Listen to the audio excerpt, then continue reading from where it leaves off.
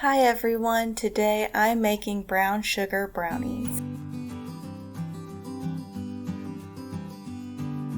You will need 1 pound of brown sugar, 1/4 sticks butter, 3 eggs, 2 cups of plain flour, 2 teaspoons baking powder, a pinch of salt, and I did 1/2 cup of toasted almonds and 1/2 cup of mini chocolate chips and 1 teaspoon vanilla. Start by melting the butter and add to the mixing bowl. Then you're going to add the brown sugar and also the vanilla. Then you're going to use whatever mixer you like. I'm using a hand mixer, and you're going to mix the sugar, butter, and vanilla for about 1 to 2 minutes just to get it combined.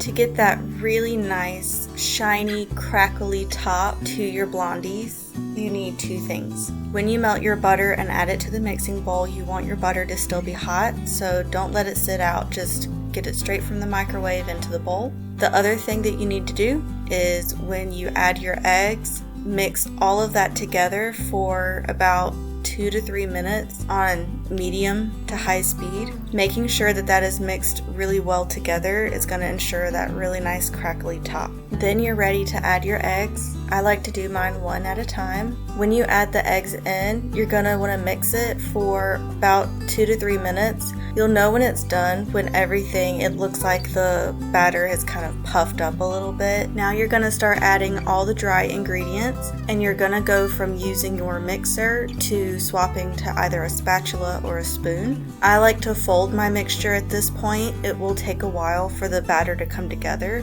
but just keep folding and everything will get mixed. If you overwork the batter, you're going to lose that really fluffy, light texture. That's why you don't want to overmix it. Now let's talk about the fun part of making these. The different mix-ins that you could do when you make these is up to you and what you like. The recipe called for just 1 cup of nuts, but I like to have a little bit of chocolate, so that's why I did a 1/2 toasted almond and 1/2 chocolate chip. It would be fun to do M&Ms or Reese's Pieces for Halloween or fall. Christmas colored candies would be great. Whatever you would like to put in them, and you don't even have to put anything in them either. You could do a brown butter instead of a melted butter. I just think the possibilities are endless. So if you make this recipe, just have fun with it and make it your own. For baking, I just lined my 13x9 pan with parchment paper, and I'm just making sure that my batter is smooth and evenly distributed before I put them in the oven.